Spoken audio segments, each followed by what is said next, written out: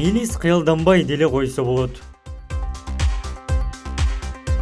Саясаттын тузагына иленгендер кайра Кыргызстанга келе алышпайт. Маселен Сапарбек Балкыбеков, Кадыбек Исаев, Данияр Үсөнөвдөр ак болсо Эбагыле мекенине кайтышмак.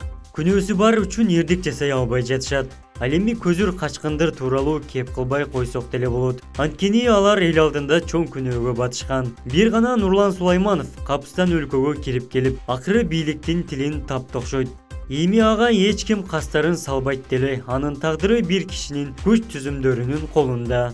Учурунда Оштун кара дөөсү Алп Арстаны аталган Милис Мырзахматовдун артында шакмары болбосо качмак эмес. Коен жүрөк болбосо төшүн дозотко тосуп туруп бермек. Анте албастан зыңкып жөнөдү. Антсе да кээ мен бармын дегенсип кайрылуу жасап калат. Анысынан же майынап чыксачы. Кепти бурмалабай айтканда дагы 6 жылга чейин Мекең мурдун Кыргызстанга сала албайт. Себеби Сооронбай Жээнбеков бийликте турганда анын караны бул жерден көрүнүшү мүмкүн эмес. Эзелги калган тамашаларын эсине жара чыкса да унутпастыр.